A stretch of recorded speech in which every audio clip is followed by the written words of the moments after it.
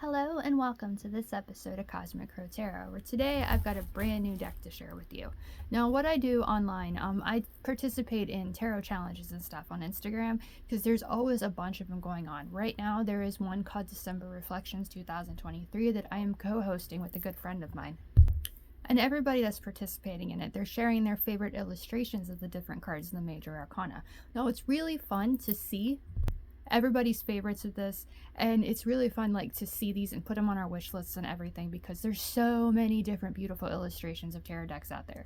And that's where I came upon this one. This is the Samiramay, I apologize if I did not pronounce that correctly, from 12th house. That's where I bought it from, and I'll leave the link in the description below of where you can purchase it for yourself too if you want to do that. But you see these decks online and everything, and they really start calling to you and you really want them, and then that's not great for the checking account or the bank account, stuff like that, but we can't help ourselves. There's so many great ones out there. And if you're watching this, you might be an avid tarot deck collector too, and you might be interested in it. And I just figured, since I can clearly tell there's other things in here, I just wanted to leave it in the bubble wrap, which bubble wrap in itself is so enjoyable. I don't know if you can hear that on camera, but that is like my ultimate stress reliever, is popping bubbles of bubble wrap.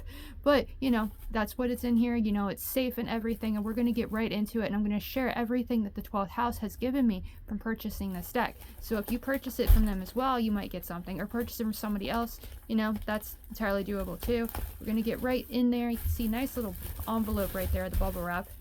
Very ASMR kind of here, I guess. You got that pop pop pop there. I can't help myself. I love doing that. We're gonna get right in. You can see here's the deck, still very much in the cellophane, the plastic, and we're gonna get into that and look at all the different illustrations. I love the size of this because it's very playing card size, and beautiful illustration there of the star. Now, I've seen this deck before in one place other than social media, when I was doing when I'm hosting the challenge and I see somebody sharing it. But back a few years ago, Bic Lighter Company used this deck, this illustration, to make different lighters. And so I actually have this illustration as a lighter somewhere. I do not know where it is right now, but I was like, hey, it's a tarot card. It's so cool. There's so many different symbols and stuff on it. So I had to have that lighter. I don't even smoke, but it's yeah, you never know. You need to light an incense or a candle or something like that. And so that lighter came into my life for that reason, and it just because it had a cool illustration. But we'll get to that deck here in a second. We'll get also in here, we've got a piece of Palo Santo, I believe, right here, a nice little piece of wood to burn. So that's really good for spiritual energy and cleansing and stuff like that. That's a nice little extra that they sent me. Right here is a beautiful little purple bag of stickers and stuff. You can see right there's different stickers in there, and a bunch of little crystals too. Little crystals are so awesome for little gifts and stuff you want to do. When I make witch balls and stuff like that, then I love putting little crystals in there that connect with the different elements. And I can clearly see there's a tiger's eye right in there. There's a ruby zahosiite, probably pronounced that incorrectly too, right there. And you've got clear quartz and amethyst and everything. So that's an awesome little touch as well. I'm not going to open that yet. We got that idea. And then last but not least in here, because there's one more thing, it's a beautiful bracelet.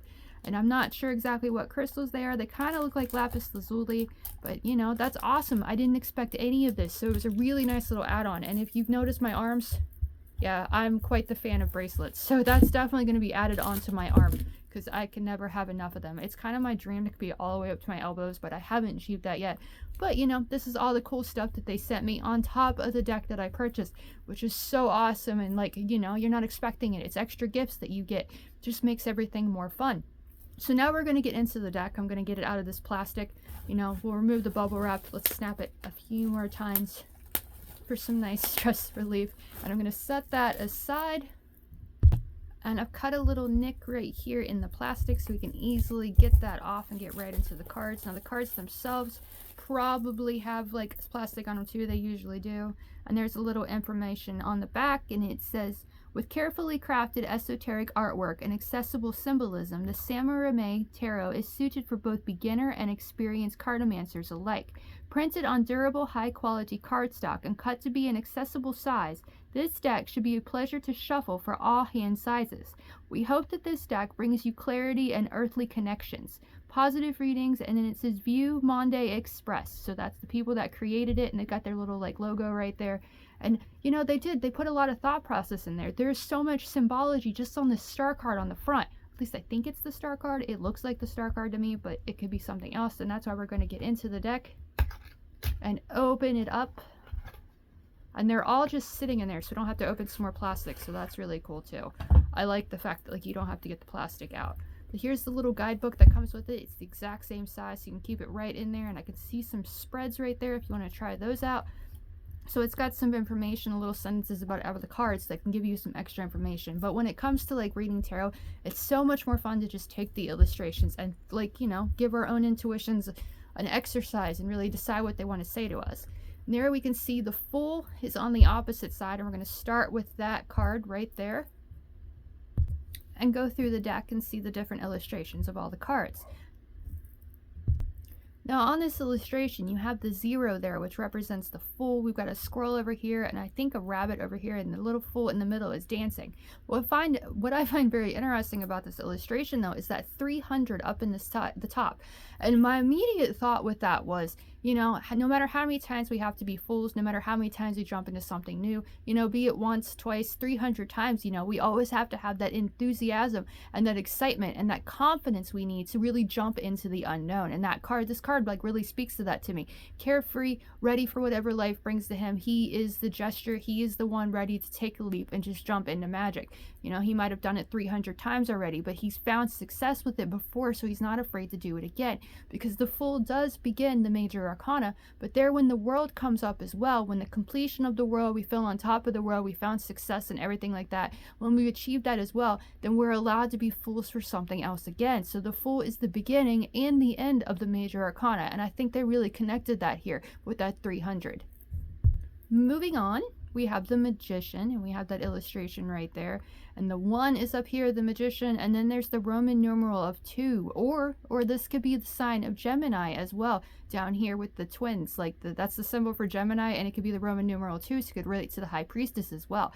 And that Gemini energy kind of does connect with the Magician a little bit, having that confidence, trust in yourself, and trust in your mind to begin something new. You know, that's the Magician, taking control, loving the individual that you are, and being willing to work your magic to begin, you know, creating the life that you want. Now that energy of Gemini is astrologically connected to Mercury. That's the planet that rules over Gemini, and that's also the planet that's connected to the Magician. So, you know, that could be Gemini, that could be trusting your intuition and trusting your mind, and it just gives you a lot of intuition, like intuitive ideas that you can just take and run with. You got that bulletin board, that spiral in the back. I forget what they're called now, dartboard. Yeah, we can just call it a dartboard there, and it kind of reminds me of the Wheel of Fortune. So, you know, taking that chance, spinning the wheel, even if you've done it 300 times before, when you begin, you have to have that confidence and believe in your own self and your individuality and take your ideas and run with them. We're moving forward again with the Empress. I see we've got them a little bit backwards there. That's interesting right there. They have them 2s and 3s in there, so they're just kind of like slipped up there. So I'm going to start with the High Priestess, because that's who follows the Magician, and we'll talk about her for a minute. We've got the 2, we've got the B there for Bacana, the runes. So there's a lot of information down here. We've got Mercury, I believe, right here as well. So, you know, communicating our truths, communicating our intuition, trusting our intuition, all those. And she's got the book open, and she's got the scroll right here. So she has all that knowledge and wisdom she needs to take control and really lead in her life, because she has compassion for herself and she trusts herself and her intuition because she's learned from the past. Now, there's a lot of different symbology on this card. Like I said, this is the rune Berkana, and I cannot remember exactly what that means right now, but I think it's communication and technology, that kind of idea, because it's the B that relates to Bluetooth, and that's the symbol they have for Bluetooth as well. And I think it combines 2 runes, but we'll talk about that some other time because I don't know enough about it to talk about it. But the 2 up here relates to the High Priestess. This kind of looks like a 2 as well, but I think it's like a Hebrew letter. And this 3 up here is kind of like, kind of dimmer than the rest of the cards, and we have information down here. So all the different numbers and everything on it kind of suggests like there's much knowledge and wisdom to learn. And she's got that book open, saying that, you know, open a book, expand your mind, trust yourself, and trust your intuition so you can begin creating the life that you truly love and enjoy, the one that you want to live. Birth your ideas into reality. There is the Empress. You can see the Empress right here. She's got the arrow going down here, the feminine energy and everything. She's bringing beauty into the world. The Empress is astrologically connected to Venus, so she has that energy of she's creating something beautiful. She's creating life itself sometimes. And the Magician and the High Priestess have combined that action and that thought process to bring that creative energy into life. And she's got the 2 over here saying that she's trusted her intuition to get her here, because the overall energy is that 3 relating to creativity and creation itself. So the Empress is that combination of the Magician, of taking those ideas and running with them and trusting your intuition enough to make your life, like create the life that you truly love, because you're confident enough to take those ideas and run with them. Next up, we have the Emperor, the card of the strong foundation. Now, they do seem to be the same exact color, like the color palette there as the Empress, and they are together, like the Emperor and the Empress, mother and father aspects. So authority, strong foundation, that kind of idea. Once we've taken those ideas and we've created them, we've brought them into reality, trusted our intuitions, and heart, body, mind, and soul have all been focused on like what you want to create, then you see yourself as that strong foundation with the power to create the external strong foundation that you desire. So the Emperor is all about that. He's got that 4 up there, and he's got all these different runes and information and symbols down below him that shows like all that knowledge and wisdom that he has accrued that has made him that foundation he needs to create that comfortable, strong foundation that he has now. And then we move to the change and transformation energy of the 5. And I love this illustration. This is one of the ones that kind of made me fall in love with the deck when I saw it, because it's fun, it's tribal, it's mystical. Like they look up to him and they worship him because he's like kind of like a god, like someone that's been around for millennia that they can look up to and they can learn from experience. And so they can change their lives for the better because they kind of have that faith in them and faith in themselves. That's my favorite meaning of the Hierophant, is to follow your own unique path, be your own unique self, and be confident enough to share your truth with the world, but don't shove it down their throats, or you like force them to make them believe that they're gonna rot and suffer for all eternity if they don't follow it. I'm getting too deep into this, so we're not gonna do that. But following your own unique path, believing in yourself, that can help you change your life for the better and transform it into the one you truly love. And that, to me, is what the Hierophant is all about. Next up, we have the 6 of the major arcana and the Lovers, and it's a very beautiful illustration of 2 mermaids here. And you've got all the rune information up here. You have the 6 here and the 6 here, so it shows like love and self-reflection, taking that time to look back and love yourself in order to share that love, compassion, and that kindness with someone else. Because when you love yourself, that's when other people come to love you as well.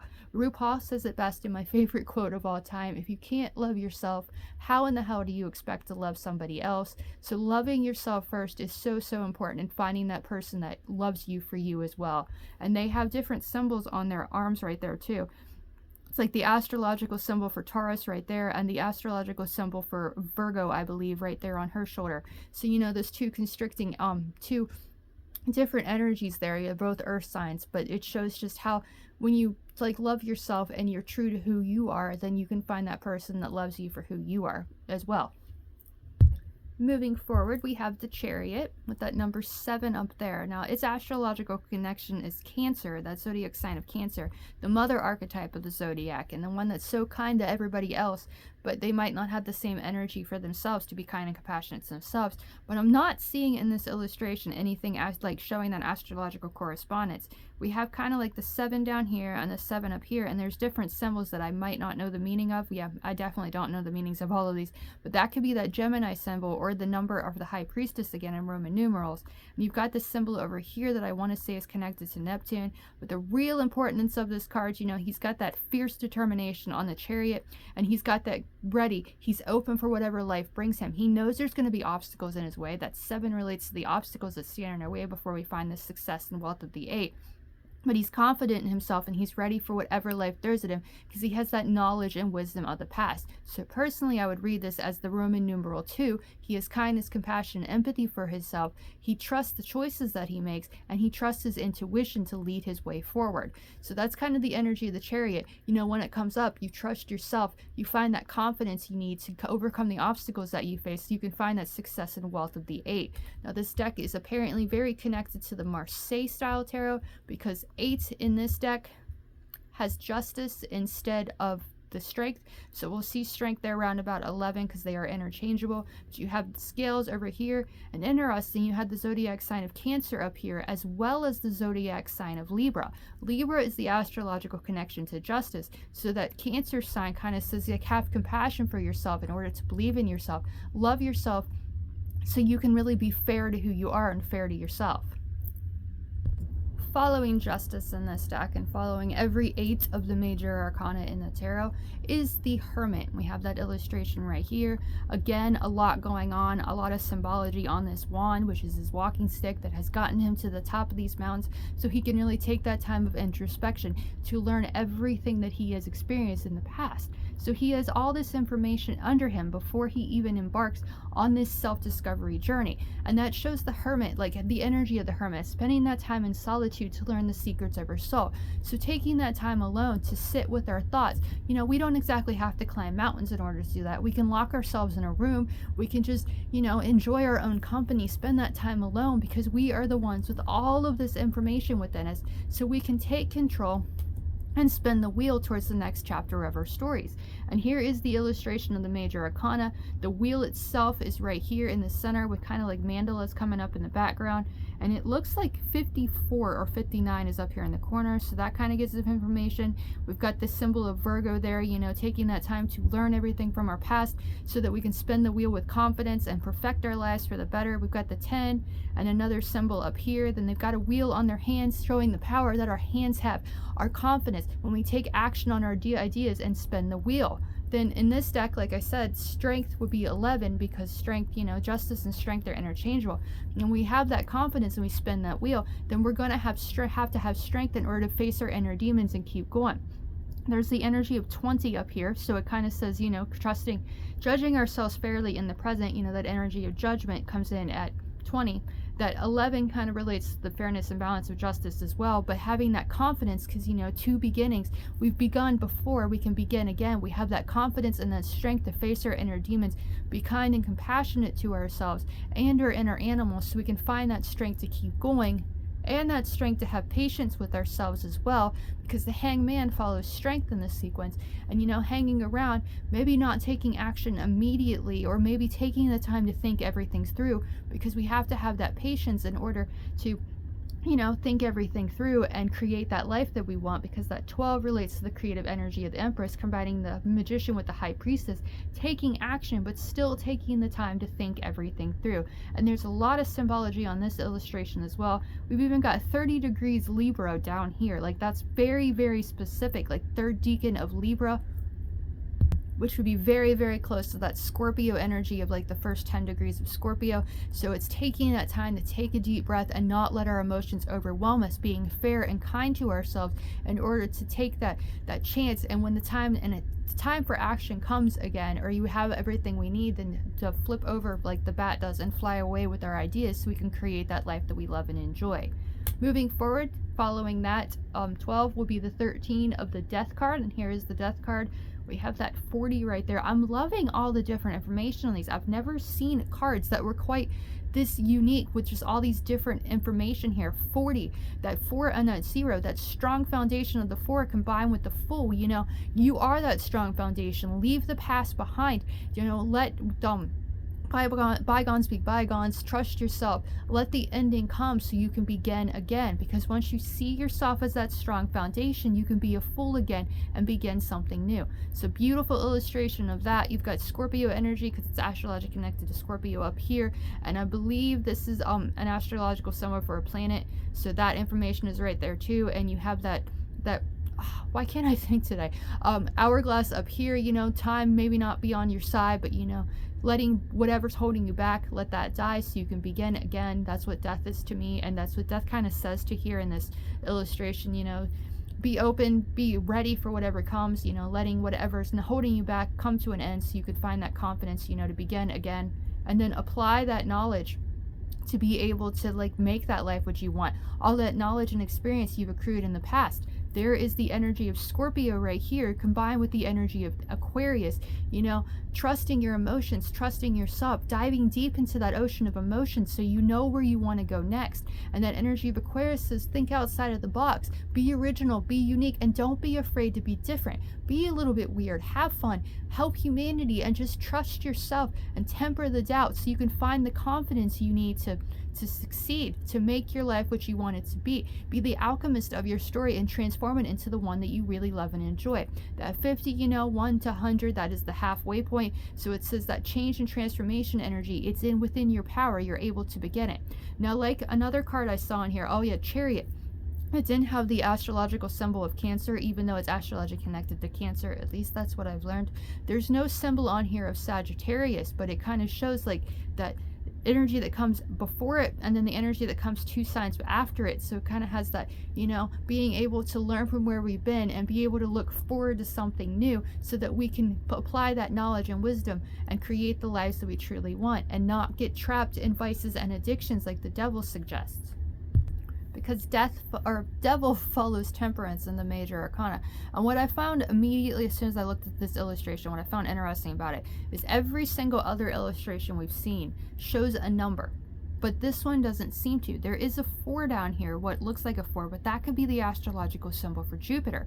We have a weird like demon looking character here and bat wings and horns and like a pentacle or a pentagram or universal horcrux or something like that in the background, and the word devil that's kind of faded out in the background down here.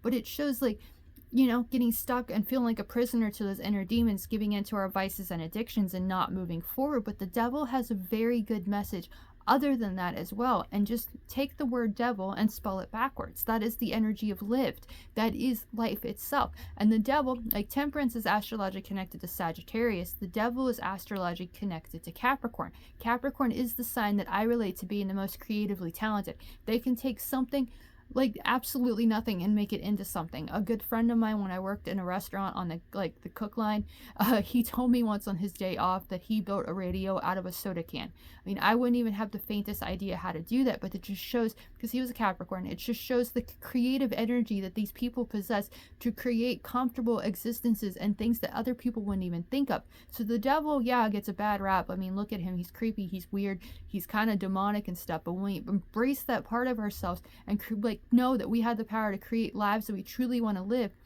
then we're embracing our own inner devils and we're creating those lives. So that 1 and 5, that combines the magician with, and I mean, there's no actual proof that this is 15 because I don't see it on here, but 14, again, not there, but that's the 15th card of the major arcana, combining the magician with the Hierophant, beginning to believe in ourselves enough to know that we had the power to change our stories for the better. 1 and 5 combined to make 6, the number of the lover. So it comes back to that energy of self-love, loving ourselves enough to believe in ourselves, to embrace those inner devils and love everything about who we are. But of course, if we don't let the creative energy of that come through, or even if we do, the devil of the major arcana is always followed by the tower. And we have the tower right here, much going on. The 16 is up there, so we know definitely that this is the 16, making that obstacle energy of the 7, 1, and 6 combined. But we begin believing in ourselves and loving ourselves, so everything that no longer serves us falls away. And that's the true power and empowerment of the tower. Yes, this is a scary card, but when we embrace who we are, we apply that knowledge of the past to ourselves, and we let whatever no longer serves us die, then we can let that tower fall away and build a better one than we had before, because we believe in ourselves to do enough to do so. That 16 is over here, and there's a 70 over here. So we've overcome the obstacles that held us back. We overcame those collapse of the tower. Then we're able to begin again with the Fool. And we always keep coming back to that Fool, being able to take a risk, take a chance, leap off the metaphorical cliff into something new, and trusting ourselves and having the confidence in ourselves to do it again and again and again, even if it's 300 times.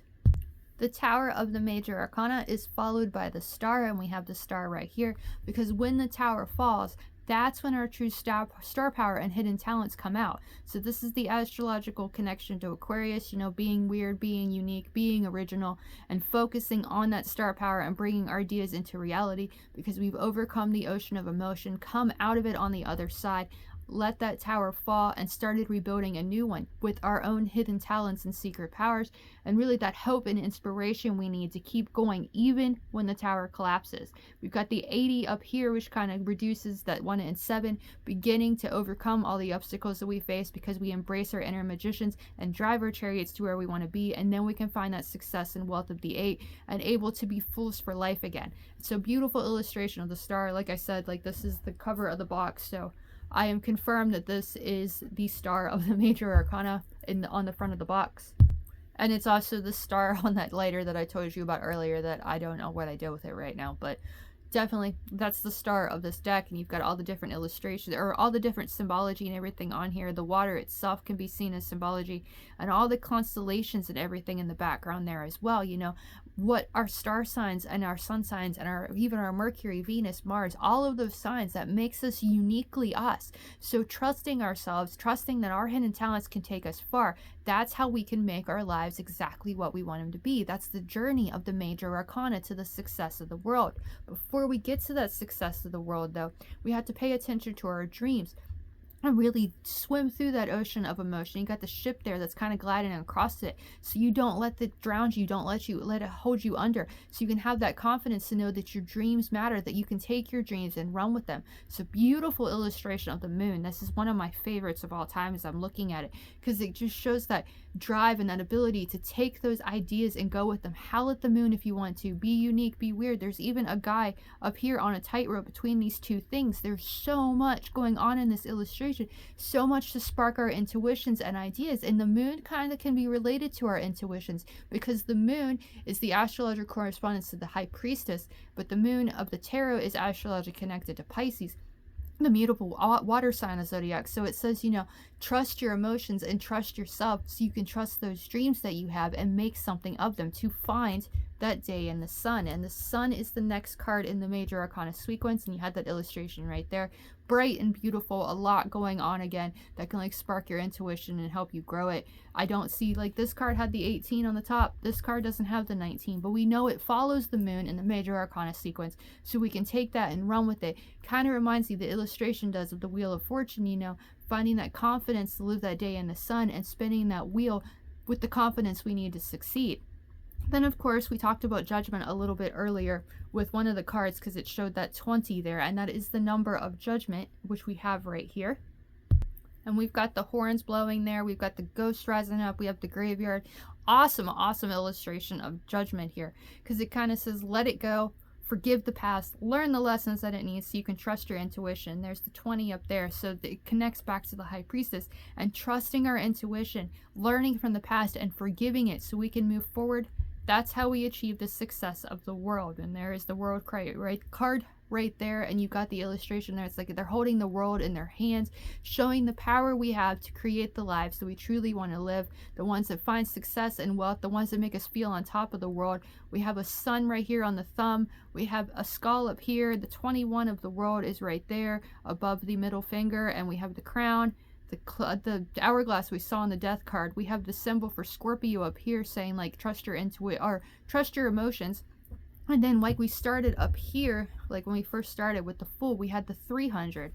But here on the world at the end of the major arcana, before we begin again with that Fool, is a 400. So it's like we found our strong foundation. We've been a fool before. We're not afraid to be a fool again. So we can just keep taking that major arcana and we keep creating the lives that we want and create that success and find the success of the world over and over again. When one chapter ends, another one begins. So we find that confidence to really go after our dreams. So that is the major arcana in this deck. We're going to move right into the minor arcana, and I might not be as detailed on these because, you know, we're already half an hour and everybody has a life to live. So we're going to look at the illustrations, talk a little bit about them, and just go right through it. The Ace of Swords starts the minor arcana, and we have that illustration right there. The Knight of Swords apparently follows that one. So it's so cool how you just, you know, I opened this deck, it was in cellophane, so this is how they packaged the deck. So it's really interesting and unique. I've never seen that before. So you have the Knight right there, the Page of Swords next, the King of Swords after that, followed by the Queen of Swords. So we've met the Court of the Swords already, and we've just seen the ace as well. So there's the big two. So we have the two of swords and all the different astrological symbols and everything beside it. The three of swords, and we have that right there. Now, I am getting a little bit disappointed on the minor arcana because we just have numbers. Like, this is the card of heartbreak and betrayal, and it looks like there's like a flower or something in the background. So we don't actually see that energy here of heartbreak and betrayal, except for the upside down symbols of Libra and this other symbol right here. That could be connecting to it. Definitely going to have to touch up on my symbology and everything to like read this deck a little better, or, you know, use the guidebook a little bit. It might have information as well. Moving forward, we have the Four of Swords, and you have that illustration right here. The Five of Swords, you know, the halfway point. The Victor or the Victim card. The Six of Six of Swords, leaving behind the past, stress of the past and finding time of peace and harmony. Seven of Swords, you know, stealing back your thunder, stealing back your confidence and your mind. The Thief card of the tarot. The Eight of Swords, feeling like trapped by your mind, a prisoner to your own mind and not finding the way forward to find the success and wealth of the Eight. Then we have the Nine of Swords. It doesn't get any happier as we move to the Suit of Swords. Lying awake at night and worrying about what the future might hold, letting those inner demons keeping us awake from getting a good night's sleep. Then we have the Ten of Swords, and that is right there, and you can see that illustration. Just the number 10, followed by that 9, or precede by that 9. You get the idea. Then we have the Ace of Pentacles right here, and apparently this one kind of goes just like the way it's supposed to. The Two of Pentacles, the Three of Pentacles, and all of these have the little symbol up here of the chest of money, because this relates to financial happiness and material success. We have the halfway point. Still have that money up there, even though the halfway point of the Five of Pentacles is often seen as a card of financial loss, or at the very least worrying about financial loss. The Six of Pentacles, the sharing is caring card. The Seven of Pentacles, it's right there. The Eight of Pentacles, working hard to achieve that success and wealth. Practice makes perfect. Then the Nine of Pentacles, being so successful you're able to purchase everything that you could ever want. The successful individual card. Ten of Pentacles, generations of family coming together to celebrate ancestors, past lives, you know, those kind of experiences, making us who we are, giving us that strong foundation and that completion to make us feel whole and complete. Page of Pentacles right there. Very interesting position of this Page of Pentacles, because so many times the page is like back here and he's got his focus on the pentacle up here, but the pentacle seems to be right behind him, but he's taking it and he's running with it, or she, you know, they are taking the idea and they're moving forward with it, which leads us to the Knight of Pentacles. And this is the happiest Knight of Pentacles I've ever seen, because this is the hard work and dedication we have to put in, no matter how boring and mundane it is, in order to soldier on and find that success and wealth of the Queen of Pentacles. Very successful woman, you know, superhero quality there. And then the King of Pentacles completes the suit of the Pentacles. And then we have the Ace of Cups up next. That illustration here, we had the symbol for Cancer, the symbol for Scorpio, and the symbol for Pisces all up there. I believe this is Neptune, and then I'm not sure what this is, but a lot of information on this card. And then we get to like the little symbols that were on the aces up in the cups as well, and a lot of symbology over here on the sides and everything, with the giant 2 in the middle for the 2 of Cups, the 3 of the suit with the 3 of Cups, the 4 of Cups, the boredom card of the tarot, the 5 of Cups, focusing on the sadness and what's been lost. Again, that seems to have been lost in this illustration. I don't see anything that kind of relates to that. We've got Pisces, Virgo, or no, Pisces, Scorpio, and Cancer again. So letting those emotions overwhelm us, that could be the information that this card is giving us. The 6 of Cups is right there. The 7 is up next. Then we have the 8 of Cups, the 9 of Cups, the Wish card of the tarot, and the 10 of Cups, which is known as the Happy Family card of the tarot. Then we have this, the court cards. Beautiful illustration of the Page of Cups. I really like that one. Kind of dances to the beat of his own music, being himself, having fun, being carefree. You know, the card of inner child. A lot of times the illustration shows someone talking to a fish. You know, not being afraid to be weird and different, and beginning to love yourself and focus on what fills your cup up with happiness so you can follow it. The Knight of Cups, he's the romantic of the tarot, so he's able to follow his heart and follow it wherever it leads him so he can create the life that he truly loves and enjoys. The Queen of Cups, very much connected to the zodiac sign of Cancer, kind and compassionate, such a mother, such a kind and caring mother to her children and everything, you know, letting love lead her way forward. And the King of Cups as well is someone that lets his heart lead his way in everything he does. So lead with love is very much the energy of the Queen and King of Cups, in my opinion. And that leaves us with just the suit of wands. And this is the beautiful illustration of a wand. I'd love to have that wand. I'd love to be able to carry it, you know, create magic with it and everything. And it does have the symbology of all the zodiac signs that are connected to this ace, because it's the fire signs. We have Sagittarius right there, Aries right there, and Leo right there. So we have those fire signs, mutable, cardinal, and fixed all up the side. We got the salamander and the number 7. That might be like a Hebrew symbol or something like that. We got that symbol as well. So there is a lot of information on these cards, and so it's definitely, you know, kind of reminded me I need to study up on this stuff so I can like learn it. There's the 2, you know, the illustration, the 2 with more symbology around the sides and everything. The 3 of Wands, the 4 of Wands. 3 of Wands is actually my favorite card of the tarot, because it just says be uniquely you. Don't be afraid to follow your path. Make the choice to follow that and have the confidence, you know, to be weird. Let that freak flag fly and just be true to who you are. 4 of Wands is right here. The 5 of Wands is up here. And I'm getting really curious about this symbol right here. So if you know what it is, comment down below and let me know what it is, because I'm really curious with that. It looks Chinese to me, but I'm not sure what that symbol means. But it's on every single card of the major arcana. Like it's right there in the 6. It's right there in the 7 and the 8 of Wands. There's the 9 of Wands front and center up there as well. And then the 10 of Wands we have right here, you know, being overwhelmed because we might have too many passions at the same time. Here is the Page of Wands. That little triangle hat thing is gone in this illustration. It doesn't follow into the court cards. But that's okay. There's the Knight of Wands, the Queen of Wands, and the King of Wands. So beautiful, beautiful deck. Then that is a look at all the cards in it.